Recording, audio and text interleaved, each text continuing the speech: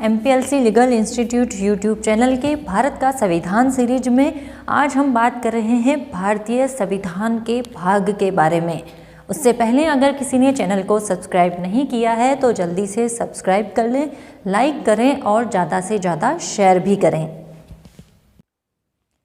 साथियों, हमने पिछले वीडियो से जाना कि भारतीय संविधान में 395 अनुच्छेद हैं, 22 भाग हैं और 12 अनुसूचियां हैं।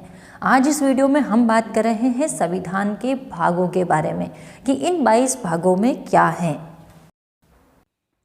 उससे पहले इन सभी भागों के बारे में कुछ छोटे छोटे महत्वपूर्ण बिंदु हम जान लेते हैं। वैसे तो संविधान में मूल रूप से 22 भाग हैं, लेकिन कुछ अमेंडमेंट्स यानी संशोधन के बाद कुछ भागों को जोड़ा गया है और कुछ भाग को हटा भी दिया गया है। तो इस तरह यह सीरीज में 25 यानी 25 भाग हो जाते हैं। तो देखते हैं कौन कौन से भाग संविधान में संशोधन के बाद जोड़े गए और कौन कौन से भाग हटाए गए।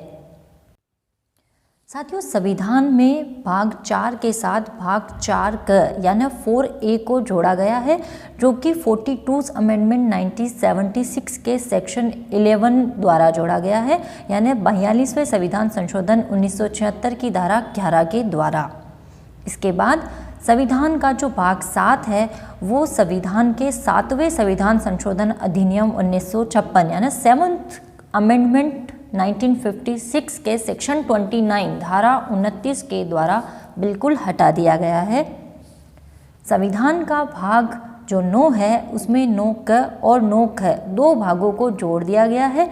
जो 9A है इस भाग को 74th अमेंडमेंट 1992 के सेक्शन 2 में जोड़ा गया, यानी 74वें संविधान संशोधन अधिनियम 1992 की धारा 2 के द्वारा जोड़ा गया है। जो 9B है उसको 97th अमेंडमेंट 2011 के सेक्शन 4 के द्वारा जोड़ा गया है, यानी 97वें संविधान संशोधन अधिनियम 2011 की धारा 4 के द्वारा जोड़ा गया है।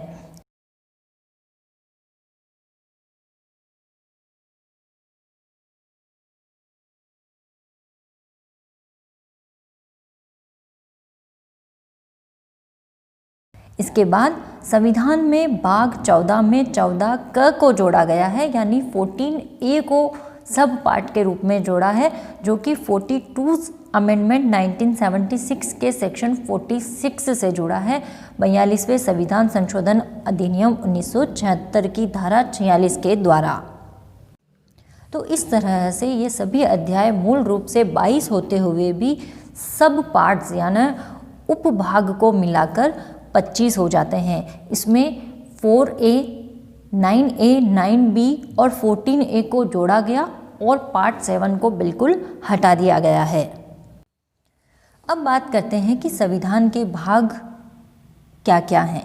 संविधान का भाग 1 संघ और उसका राज्य क्षेत्र यानी the union and it's territory के बारे में प्रोविज़न करता है, जो आर्टिकल 1 से लेकर 4 तक हैं, अनुच्छेद 1 से लेकर 4 तक।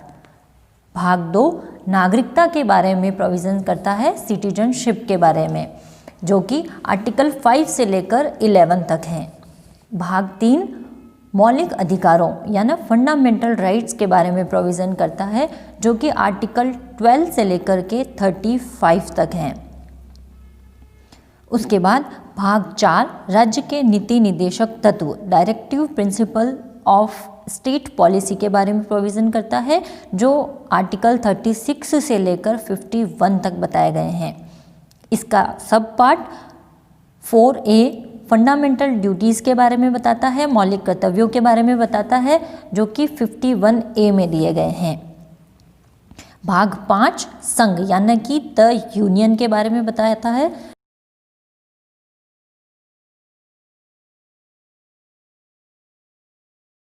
जो आर्टिकल 52 से लेकर 151 तक दिए गए हैं, जिसमें हम जो कार्यपालिका है यानी एग्जीक्यूटिव है और पार्लियामेंट यानी संसद है इसके बारे में पढ़ेंगे। भाग 6 राज्य के बारे में प्रोविज़न करता है, स्टेट के बारे में,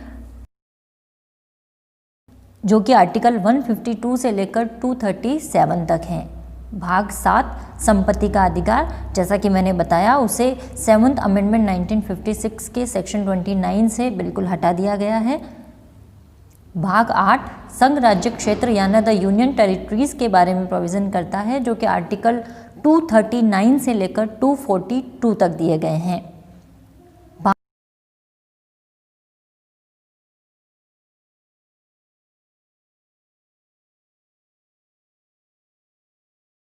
भाग 9 पंचायत के बारे में प्रोविज़न करता है, जिसमें आर्टिकल 243 से लेकर 243 का सब आर्टिकल ओ तक प्रोविज़न है।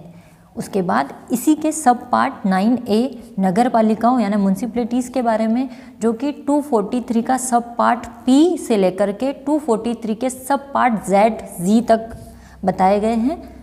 पार्ट 9B जो कि सहकारी समितियां यानी द कोऑपरेटिव सोसाइटी के बारे में प्रोविज़न करती है,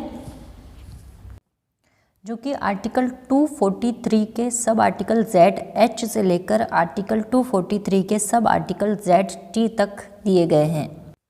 भाग 10 अनुसूचित और जनजाति क्षेत्र के बारे में प्रोविज़न करता है, the scheduled and tribal areas, article 244 से लेकर 244A तक।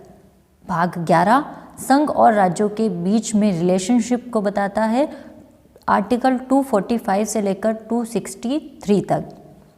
भाग 12 वित्त, संपत्ति, संविदाएं और वाद यानी finance, property, contracts and suits के बारे में प्रोविज़न करता है, जो आर्टिकल 264 से लेकर 300A तक दिए गए हैं।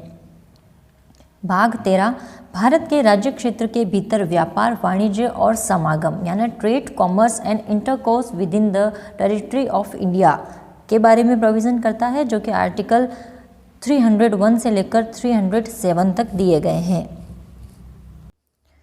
भाग 14 संघ और राज्यों के अधीन सेवाएं, service under the union and states के बारे में प्रोविज़न करता है, आर्टिकल 308 टू 323।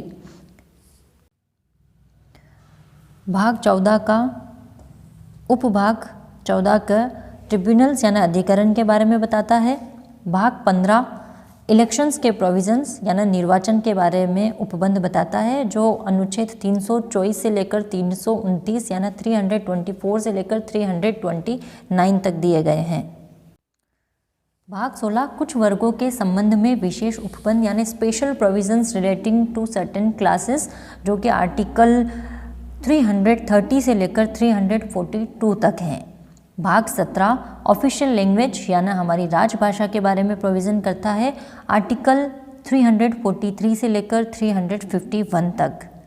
भाग 18 में आपात उपबंध यानी इमरजेंसी प्रोविजंस दिए गए हैं, जो कि आर्टिकल 352 से 360 तक हैं। भाग 19 मिसलेनियस के बारे में यानी जो प्रकीर्ण है, जो बचा हुआ जो कुछ भी है वो सबको भाग 19 में दिया गया है, आर्टिकल 361 से 367 तक। भाग 20 संविधान का संशोधन यानी अमेंडमेंट ऑफ द कॉन्स्टिट्यूशन के बारे में प्रोविज़न करता है, जो कि आर्टिकल 368 में है। भाग 21 अस्थायी संक्रमणकालीन और विशेष उपबंध देता है, temporary, transitional and special provisions, article 369 से लेकर 392 तक। जो लास्ट भाग 22 हैं उसमें शो title, commencement, authoritative text in Hindi and repeals, संक्षिप्त नाम, प्रारंभ, हिंदी में प्राधिकृत पाठ और निरसन के बारे में प्रोविज़न करता है, जो कि आर्टिकल 393 से लेकर 395 तक दिए गए हैं। इस तरह ये सभी थे हमारे संविधान के 22 भाग।